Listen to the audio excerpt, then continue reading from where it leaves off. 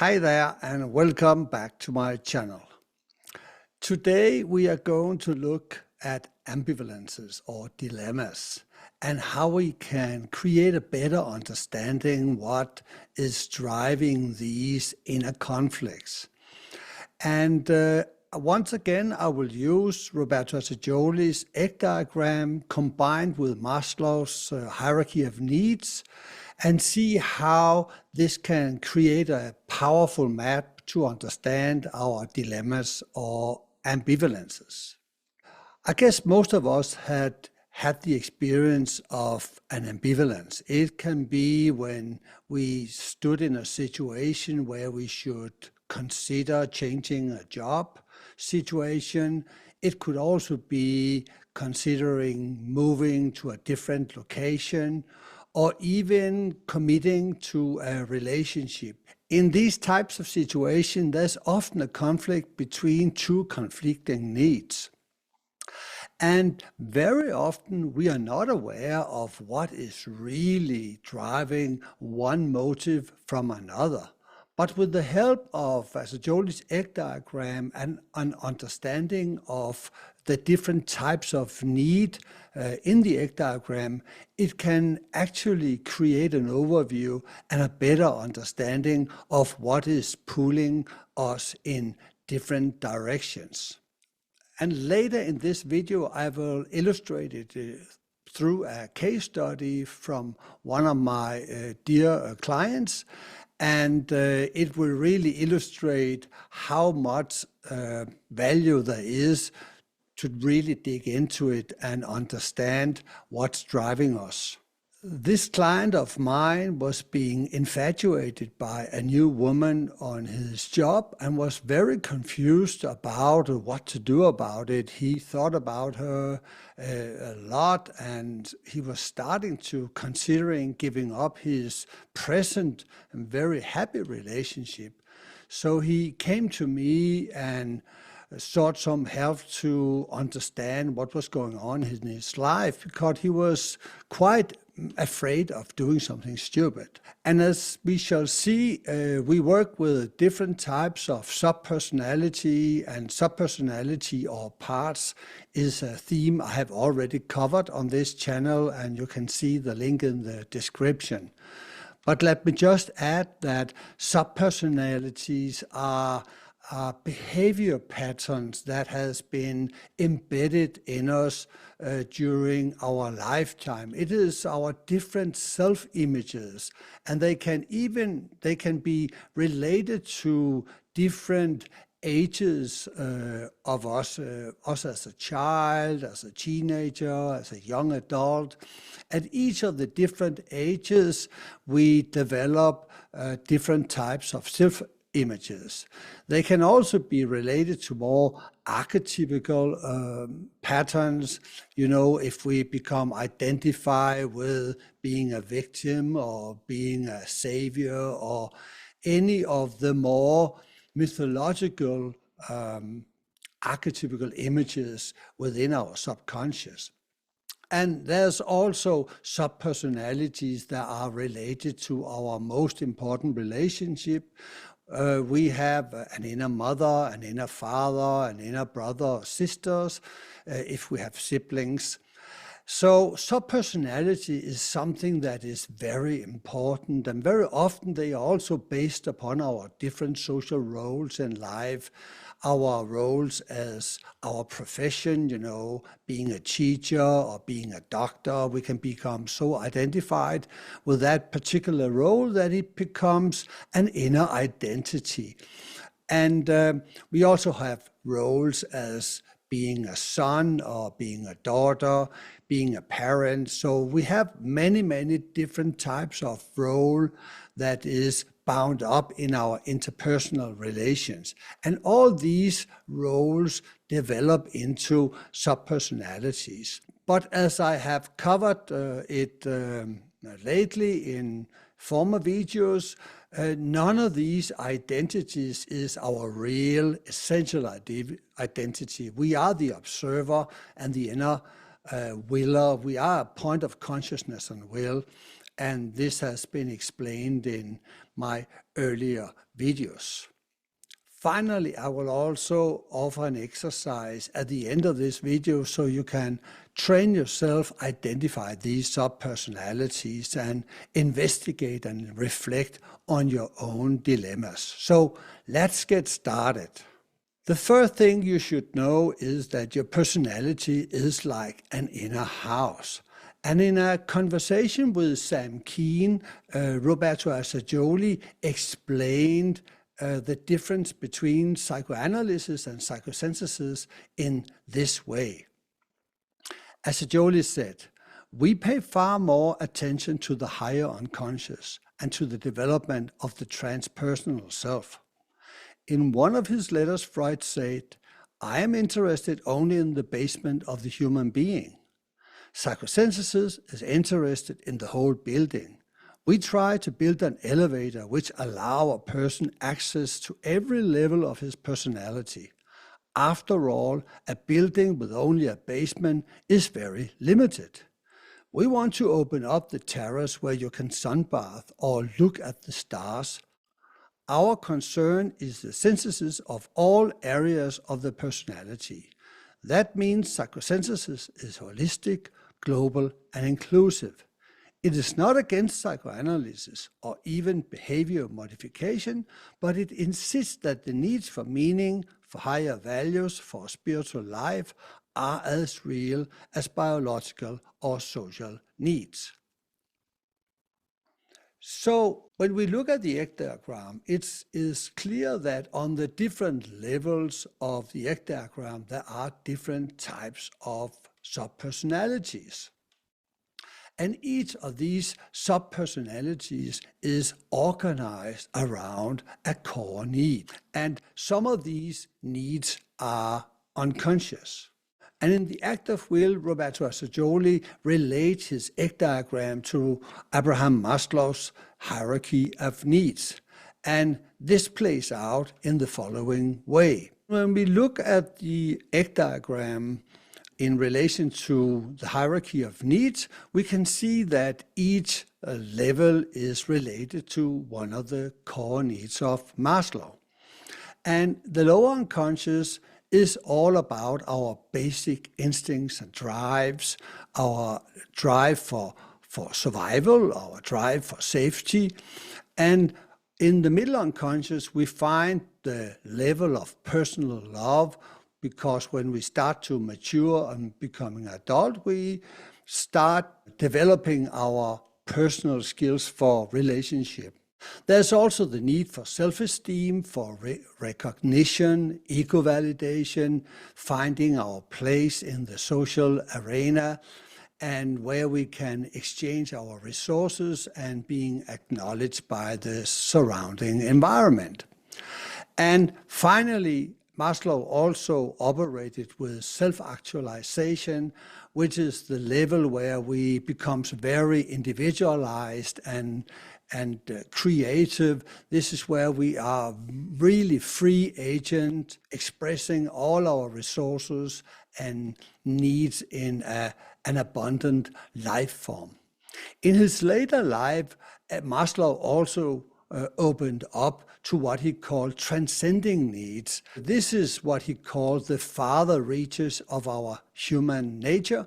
And these types of needs for meaning and purpose and communing with something higher, be it religious life or superconscious experiences, this is all related to the higher unconscious or to the superconscious area.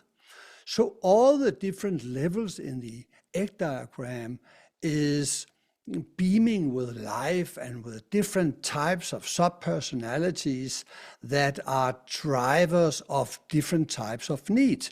And if we really are going to understand our conflicts and see what type of impulses are pulling in us, we need to get to the bottom of what is the core need that is driving the impulse and which are in opposition to another important need. And this is what we are going to look at now. Let us now turn to the situation with my client, and let us call him Peter. His problem was that he was torn between two different needs inside of him. He was in a very stable and loving relationship, and he was totally sure that he loved this woman that he has spent the last couple of years with. He could even see himself starting a family with her. So he was very confused that he was so overwhelmed by feelings for this woman that was just starting at his work. And when we reflected upon his feelings, it was very clear that it was very romantic, it was very idealized feelings. And he described the woman as very, very beautiful, charming, and flirtatious. And she was definitely interested in him because she spent many times just hanging around him and speaking to him. And in his estimation of the situation, she clearly encouraged him to step closer and also suggested that perhaps they could take a beer on their way home from work. And he was very, very tempted by this, and he felt a lot of inner heat and romantic feeling towards her. But he hadn't done anything yet. He just spoke to her and was infatuated by her and was very, very confused. When we looked into the situation, we could clearly identify three very different inner voices or subpersonalities in him. And before we go to these subpersonalities, it's important that with all my clients, I always start to give them an introduction to the difference between being an observer, the pure consciousness and will. The conscious I is one thing, and all our roles, all our different social identities and subpersonalities are based on more temporary identity patterns. And he understood that he was able to look in and have a conversation with these different parts of him. So when we started investigating the different elements in him, the different subpersonalities, he clearly saw that he was identified with being a loyal man. He loved his current partner and was very loyal to her and found her very nurturing. And she was a very positive woman that have given him a lot of stability and safety. So there was no problem in seeing that this part of him, the loyal man, came from the more basic structure of his being. It was related to his safety needs, his love needs, and he could very easily see himself being in a marriage with her and starting a family. And this loyal part of him was very worried about the current situation and was afraid that something dramatic could happen and he would lose this loving relationship. And I always work, with placing chairs in the room and let my client sit on the different chairs representing each of the different subpersonalities that are activated in a situation. And when we came to the romantic part of him, it was very idealized. It was like he was a participant in some kind of theater and was having a lot of devotional feeling toward the actor on the scene. And we let this subpersonality play out his feelings, and he had all kinds of romantic ideals about this woman. But there was also a very strong element of ego validation. He clearly experienced that if he could have sex with this woman, then he would really have raised his game, because he estimated that she was above his, as he called it, pay grade. She was above him in status. So he was very, very attracted to this woman. And there was something about her, something mysterious about her. He couldn't really understand why she was so interested in him. And he was very, very flattered about the situation. There was this sense of being greater, being more powerful, being more a man that he has never felt before. And when we related this subpersonality to the actual hierarchy of needs, he clearly saw that it was about both recognition, being able to rise up in the social hierarchy, because he would feel very, very validated and proud if he could make her his girlfriend. So there was a very, very strong drive of power within him. If he could conquer this woman, then he would be something. And that was an important understanding. But there was also some kind of a superconscious element in it, because there was some extraordinary in his feeling. His devotion was almost like a devotion to something divine. And he accepted also that idea that he had some kind of a divine projection on her. So he saw her as some kind of an archetype of the divine feminine or something like that. So there were elements of beauty and elements of harmony and elements of complete mystical union with something greater that was transmitted through this woman. And that was the cause why it was so powerful. But it was all contained within this subpersonality he called his inner romantic. The last part, the last subpersonality we were working with was his inner skeptic, or his rational part, because he really needed to have the facts on the table, because he knew that something was wrong here, something was not totally right, and he was really afraid of doing something stupid. And the rational part really needed help to think clearly about the situation. And when he sat in the chair of the rational part, he started really investigating the situation. And finally, when I asked him about her behavior in relation to the other men at the office, he got an insight. And it was the insight that she was actually also quite flirtatious around other guys. And in some way, that pulled a veil from his eyes, because he could see now the romantic understood that she was not seeing him as the only one. So there was some kind of a mythological glamour or illusion that was pulled from his eyes, and he could look at her much more realistically. He also understood that he in some way was pursuing an idealized image of the perfect woman. And this was actually where the whole situation changed. And of course, all this happened not in only a single session. We had multiple sessions during a longer time, but this was the initial key insight that made him decide to stay in his current relationship.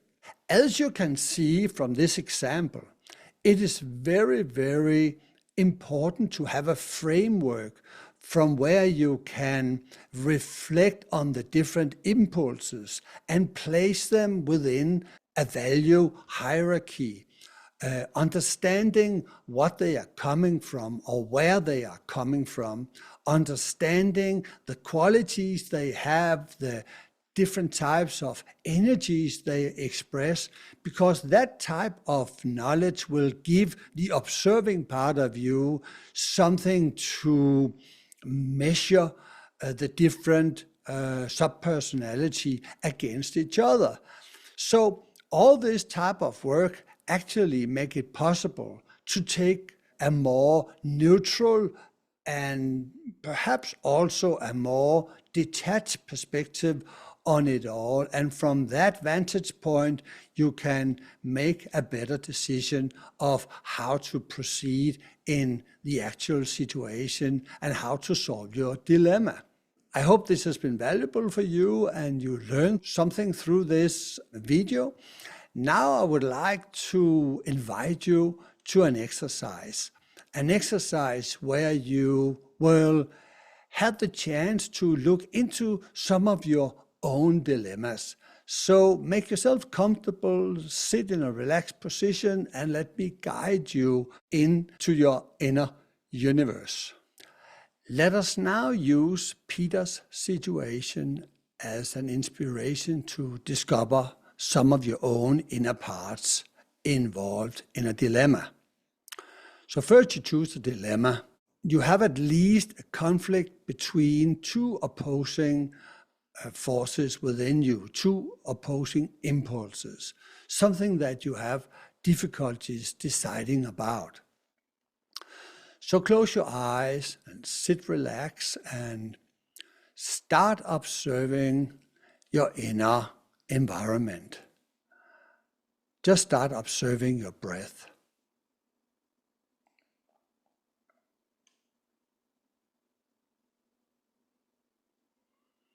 And relax your body. And become an observer to your inner environment.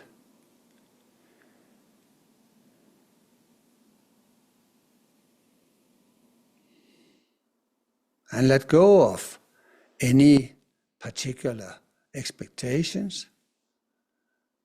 Just being present here and now. And now start thinking about your dilemma.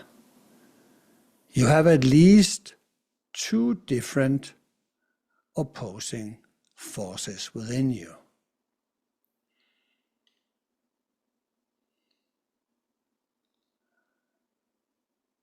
And now you turn your attention toward the first option.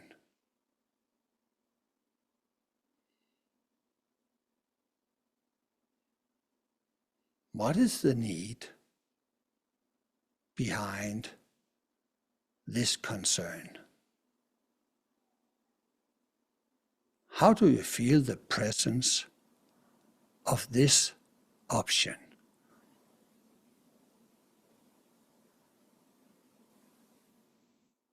Where in your body do you feel the presence of this impulse?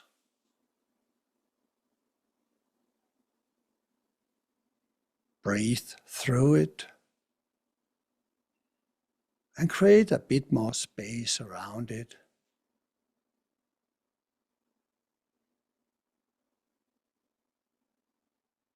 And accept its presence.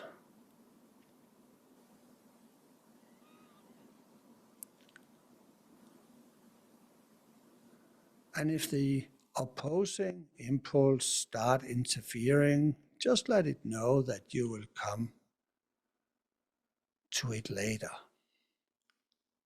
But now you bring all your attention and your love to the first option.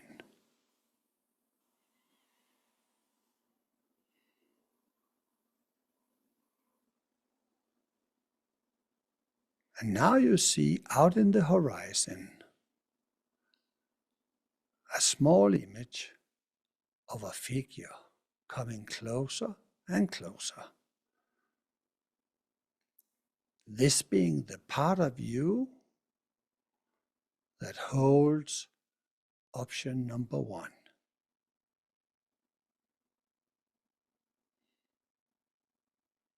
How does this part of you look like?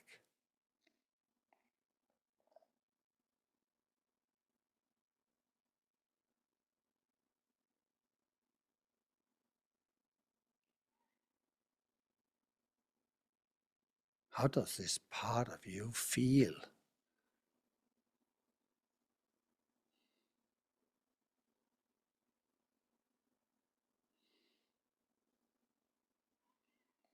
And as it enters into closer proximity, start feel into its need. And you can also ask it directly, what do you need? You are the observer, having a dialogue. And what does it need?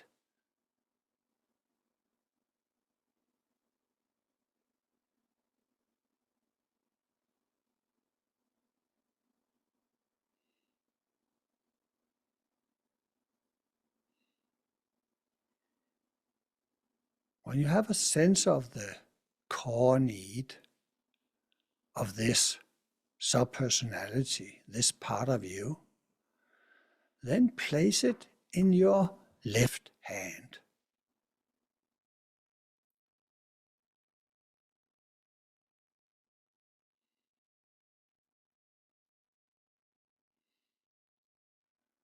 Your left hand is opened, and in the hand you place your subpersonality. And you hold and protect that need with your left hand.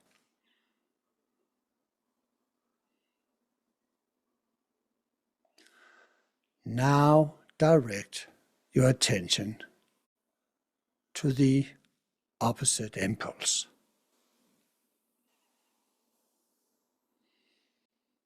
Create a loving space for this need to be exactly as it is. Now you pay your loyalty to this part. It's also alive within you and have the right to exist. And start feel into the atmosphere of this part of you.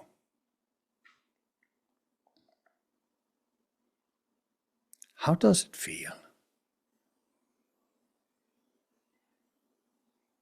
What type of thoughts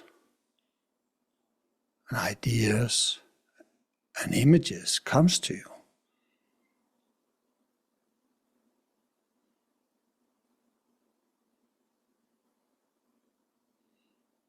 And then, out in the horizon, once again, a figure appears. This is your second part,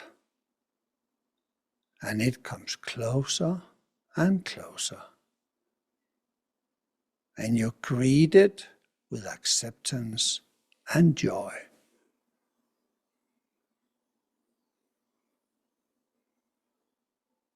You bid it welcome.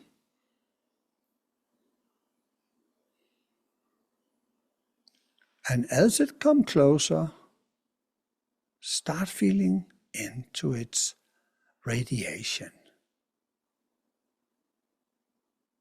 And how does it look? How does it present itself?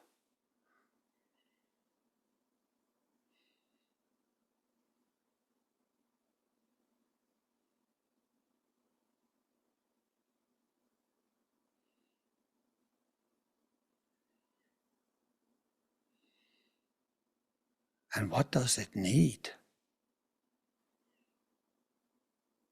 What is it for a need it represents?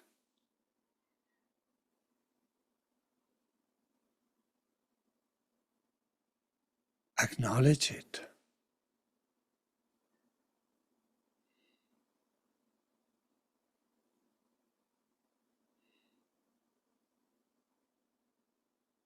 Let it show you what type of future it imagined.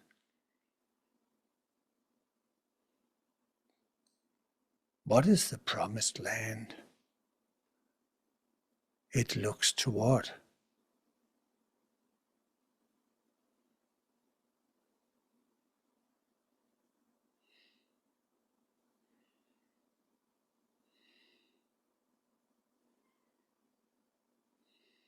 So now you start getting more acquainted with this part of you and have a clearer perception of its core need.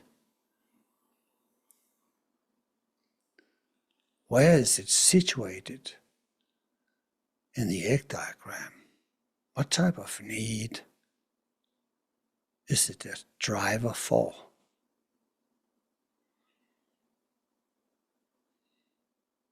And now place it in your right hand. Your right hand is opened, and you place your second subpersonality in your right hand. You are the central observing agent. You are the one who decides, and you are the one who can go into a negotiation and can reflect on the different types of needs. And when you are done with this meditation, you can sit down and write all what you now have come to know about the first and the second subpersonality, and see if you can find a synthesis.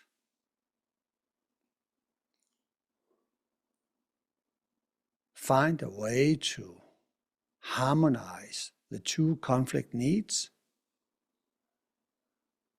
or if you are able to choose one needs above the other.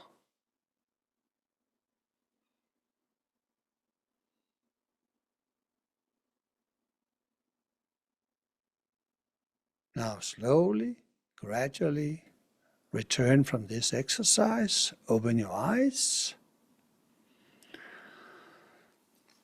and come back to here now. Yes, this was all for me. I hope you got some insight into your dilemma and your ambivalence. And I hope you will continue a research into the different layers of each of these two subpersonalities and see if you can come to some kind of resolution. And perhaps you can find different ways of expressing the needs, so there's room for both needs without rejecting one and choosing one. But if you have good value and insights and are happy with these types of video, please help me spread the word of Psychosynthesis and help grow my channel so I can continue producing these types of videos. It's a great pleasure for me, and it really helps me getting your feedback. So if you have any questions, please let me know in the comments. Please subscribe to the channel and share it with friends if you like the content. Have a great day. Bye.